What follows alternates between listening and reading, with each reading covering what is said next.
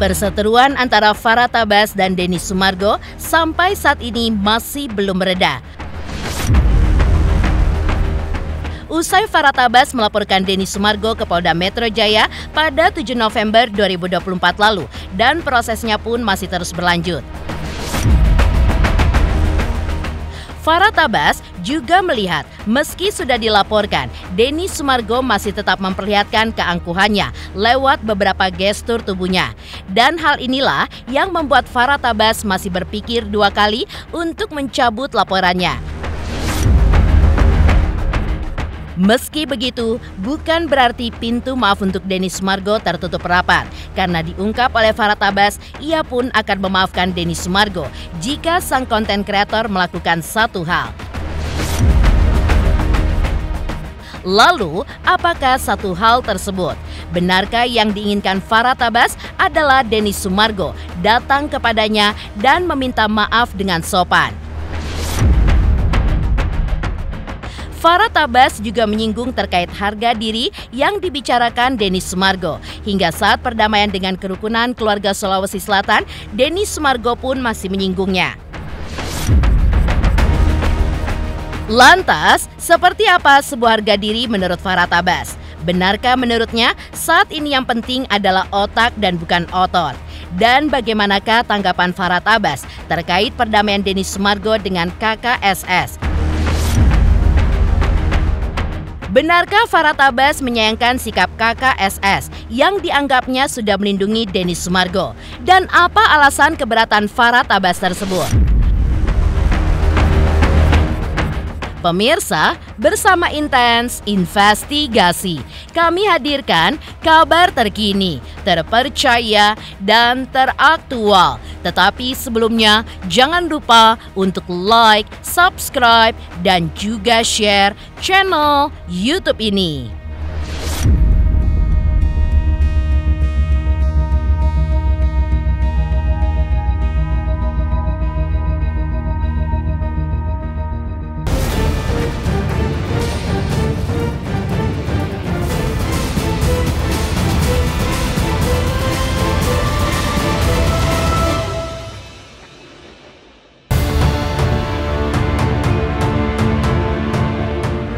Di tengah kisru kasus donasi Agus Salim, perseteruan Farah Tabass dengan Denny Sumargo pun bertambah kisru. Ya, selain berujung pada laporan polisi yang dilayangkan Farah Tabass juga menilai Denny Sumargo masih menunjukkan kesombongan dirinya. Seperti gestur menepuk-nepukan tangan ke dada yang identik menunjukkan rasa bangga dan juga kesombongan. Gemas akan gestur tubuh yang masih diperlihatkan Denny Sumargo. Meski dirinya sudah dilaporkan, membuat Farah pun terang-terangan menyatakan tidak seharusnya Denny Sumargo bersikap seperti itu. Karena sekarang ini yang dibutuhkan bukanlah otot, melainkan otak. Dan karena sikap Denny Sumargo itu juga yang membuat Farah Tabass menegaskan, ia akan mencabut laporan tergantung pada sikap Denny Sumargo itu sendiri. Jika suami Olivia Alan mau datang menemuinya dan meminta maaf dengan sopan, barulah Farah Tabass bersedia memaafkan dan mencabut laporannya untuk Denny Sumargo. Nah, tergantung Densu. Kalau dia masih begini ya berlanjut, gitu kan? Tapi kalau dia begini ya beda. Ini tanah Jawa Densu, monggo. Bukan monggo, betul gak? Kita ini ngelapor. Masa kita ngelapor kita bilang damai? Yang dilapor dong bilang kita damai ya baru. Betul nggak? Kita udah dipermalukan orang. Lapor, damai-damai, diketawain kita orang. Betul nggak? Tapi kalau dia bilang, oke, kita damai Farhat, gitu kan? Dia bilang singkap menji, gitu kan? Sama kita ini sama-sama. Kita sama berdiri tinggi, sama rendah duduk. Nah, itu mantap. Tapi kalau masih siri-siri napace ya susah gitu. Kalau bicara etika itu, kalau orang minta maaf itu ya bukan begini, bukan terjauh kan? Adalah saatnya nanti. Mungkin di kepolisian, bisa jadi di warung nggak sengaja.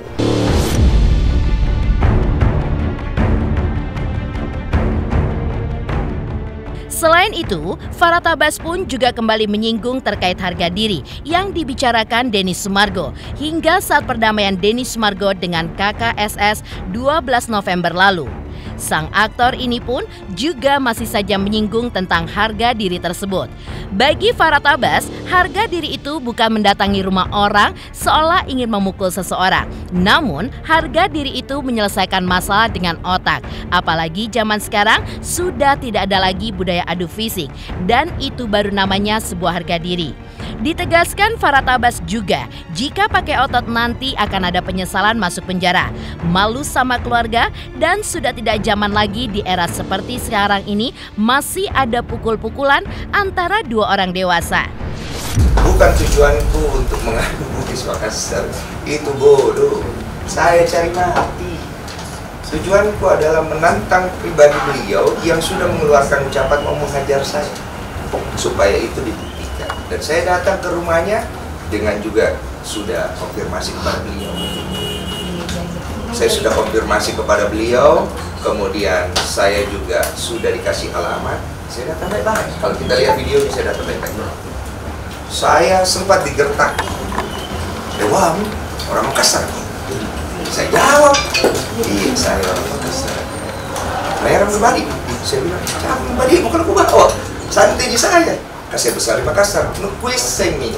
Cuma masuk ke kan bukan mau begitu. Saya datang mau bertamu baik-baik. Udah mulai nggak ngeledek-ngeledek lagi. Memang ada sih, masih gayanya begini-begini. Di muka keluarga selatan masih begini-begini. Saya Farhad gitu. Kalau misalnya ahli mengatakan kita satu suku, beda. Dia yang membedakan. Dia ngaku Makassar, dia nunjuk saya Bugis. Jadi ada dua suku di Sulawesi yang sebenarnya suku ini adalah bersatu. Ya walaupun berbeda, tapi sama, Bhinneka Tunggal Ika. Mungkin adat istiadat caranya, tapi rata-rata milik kesamaan, tapi namanya berbeda dari namanya. Mana pedangmu? Kau Bugis, mana cabut pedangmu? Kau ada burungmu, cabut pedangmu.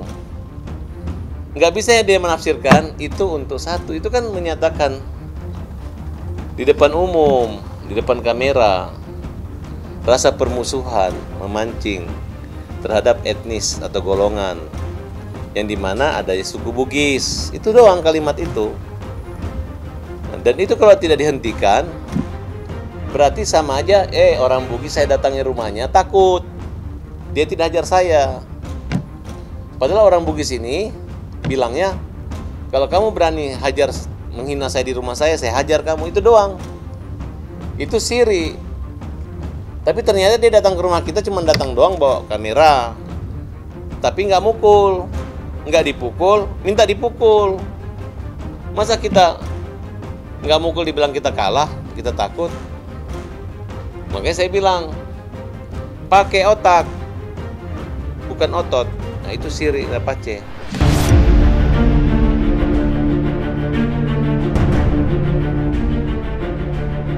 Meski perkataan terkait harga diri itu yang diucapkan Denny Sumargo tersebut memang jika dinilai di hadapan umum, apalagi disiarkan oleh media, tidak tertuju kepada personal saja.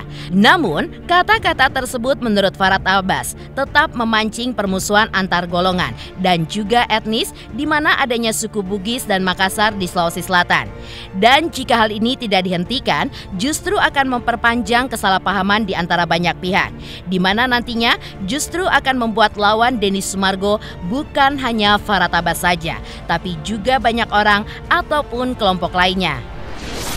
Kalau Densu ini sekarang ini, kalau kemarin dia oke, sekarang terbalik jadi KO. Ya kan? Cuman saya kalau sama orang yang KO, saya nggak mau takabur, nggak mau sombong. Takutnya juga saya yang lagi oke, nanti terbalik lagi saya yang KO kan? Nah, jadi biasa-biasa aja menghadapi Densu. Karena sekarang yang jadi lawan dia udah banyak orang gitu, udah bukan saya sendiri. Dan saya nggak mau memprovokasi orang, membuat orang nyerang dia. Bahkan saya mengucapkan apresiasi, terima kasih yang sudah memaafkan dia. Yang jelas laporannya itu dianulir bahwa itu bukan delik aduan dan ada kelompok lain dan mungkin akan ada laporan-laporan baru. Saya nggak mau, ya laporan yang belum dicabut, tapi saya nggak mau ikut-ikut campur lagi lah, nggak mau komentar itu.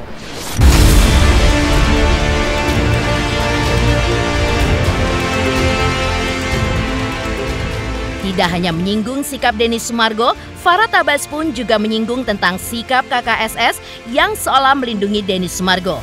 Padahal seharusnya Denny Sumargo pelaku yang harus dicegah, bukan orang yang dibuat tersinggung hingga mau dikeluarkan. Seperti perkataan perwakilan KKSS saat bertemu dengan Denny Sumargo. Ditegaskan Farah Tabas, Indonesia tetaplah Bhinneka Tunggal Ika karena adab harus dijunjung. Begitu juga terhadap tempat yang tinggali. Seperti kata pepatah, di mana bumi dipijak, di situ langit pun dijunjung tinggi. Yang mengandung makna sudah sepatutnya seseorang mengikuti atau menghormati adat istiadat yang berlaku di tempat ia hidup atau tinggal. Farah Tabas pun mengingatkan Denny Sumargo, ini adalah tanah Jawa. Jadi, perilaku Denny Sumargo haruslah disesuaikan dengan kebiasaan tempat tinggalnya di tanah Jawa. Harusnya yang dicegah itu adalah perlawanan orang yang dicegah, bukan dia yang dilindungi. Orang yang dicegah. Jangan orang yang marah disalahkan. Itu kalau cara. Harusnya KKSS bilang ke saya, Farhad, kita komunikasi. Bukan kalau tidak mau cabut nanti akan keluar dari warga Sulawesi atau keluar jadi tidak boleh jadi keluarga KKSS atau keluar jadi warga negara Indonesia. Nah itu menurut saya adalah nggak pengaruh omongan orang-orang kayak tidak bijaksana kalau ada pemimpin organisasi ya bukan pemimpin suku yang berkata seperti itu gitu. Justru kalimat-kalimat itu yang saya anggap melukai dan cuman lupa cari muka. Tanah Jawa ini kota tempat kita. Nggak ada lagi egois antar suku di sini. Di mana bumi dipijak, di situ langit dijunjung.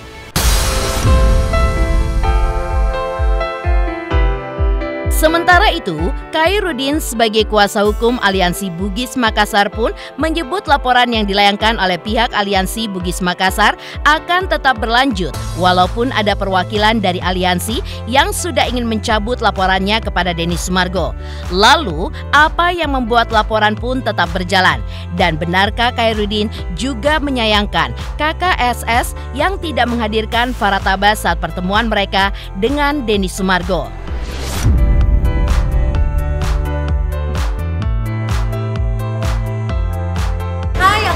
Saya mau ngingetin, jangan lupa saksikan Intens setiap hari Senin sampai Jumat 5 kali sehari dan hari Sabtu 3 kali sehari. Dan jangan lupa juga di like, komen, dan subscribe. Bye-bye.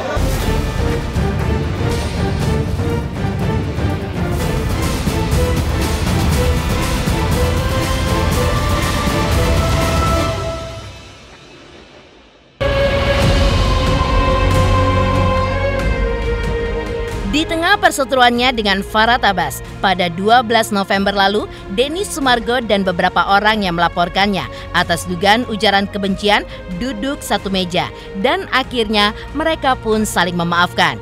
Di mana saat bertemu dengan Aliansi Bugis Makassar itu, Denny Sumargo sudah meluruskan bahwa apa yang terjadi adalah urusan pribadi antara dirinya dengan Farah Tabas. Sudah sepakat bahwa apa yang terjadi tidak ada maksud untuk menyudutkan satu etnis tertentu.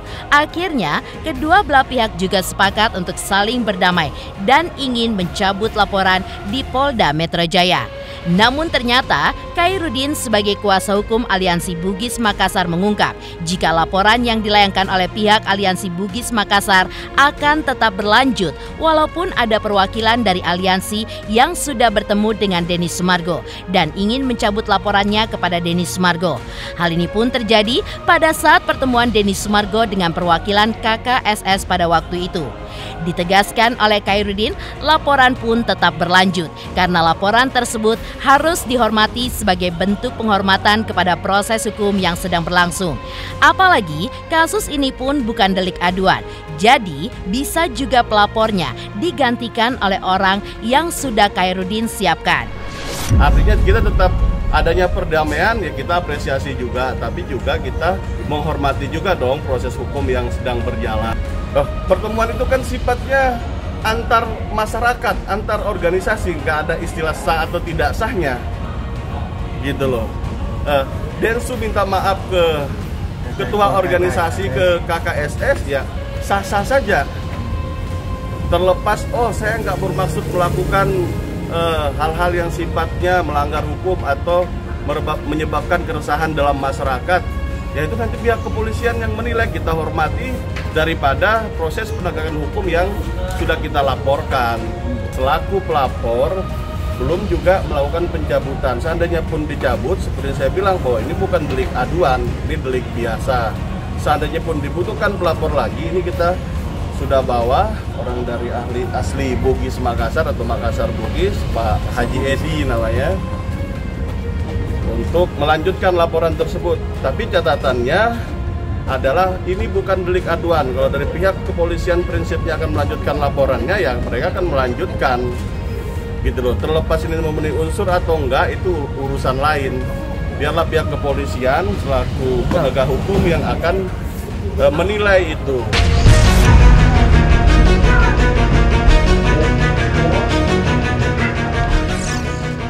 Meski laporan dan proses hukum tetap berjalan, tapi Khairuddin pun tetap mengapresiasi perdamaian antara Denny Sumargo dengan pihak KKSS. Namun, Khairuddin juga menyayangkan pihak KKSS yang kemarin sempat bermediasi dengan Denny Sumargo tidak menghadirkan Farhat Abbas di sana. Karena menurutnya lebih bijak jika KKSS mengundang Denny Sumargo dan Farhat Abbas, karena dua orang ini yang melatar belakangi terjadinya masalah dari buntut kasus donasi Agus. Sebenarnya yang kita laporkan ini berhubungan dengan ras dan etnis, bukan pribadi daripada Farhat Abbas. Tapi setidak-tidaknya karena itu yang melatar belakangi, seharusnya ketua KKSS ini seharusnya bijak memanggil keduanya. Nah, ketika teman-teman wartawan menanyakan tentang perdamaian, ya kita apresiasi dong. Kita bukan memprovokasi untuk memecah belah, enggak. Kita sesuai prosedur yang berlaku, proses hukum kita hormati, proses adanya perdamaian di dalam atau di organisasi kedaerahan ya kita hormati juga.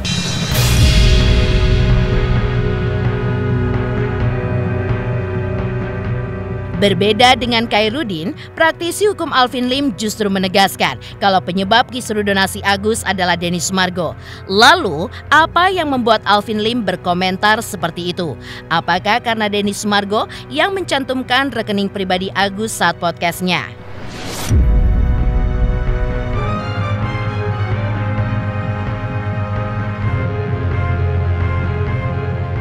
Selamat untuk Intens Investigasi karena sudah mencapai 3 juta subscribers di YouTube. Sukses selalu and all the best. Oke.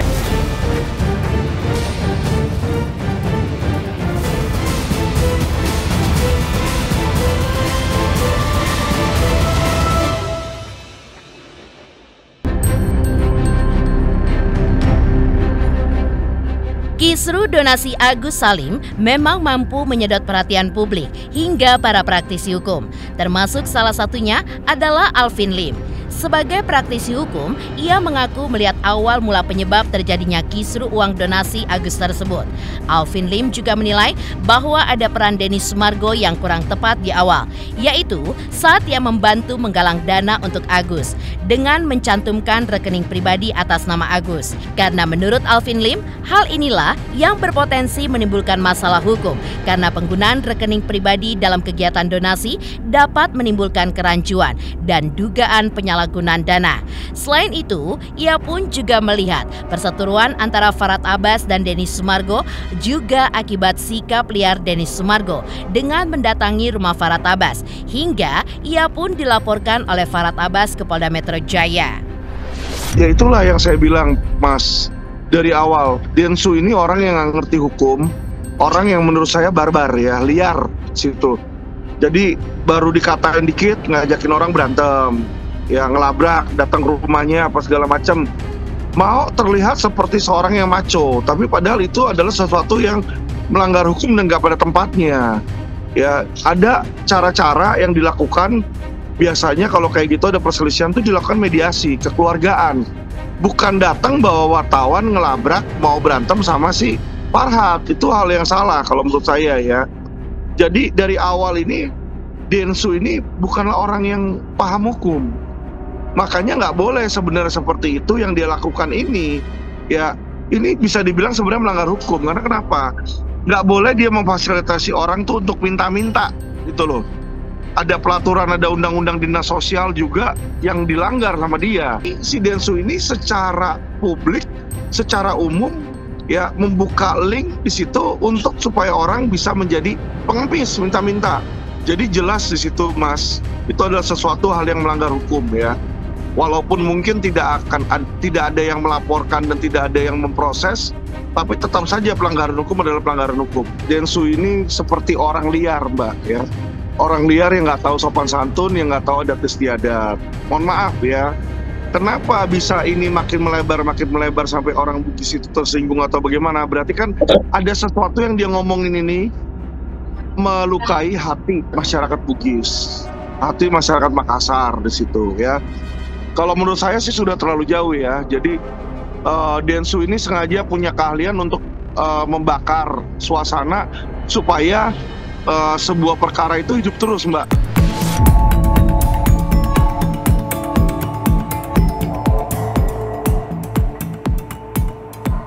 Demikian pemirsa, kabar terkini, terpercaya, dan teraktual yang kami hadirkan hari ini.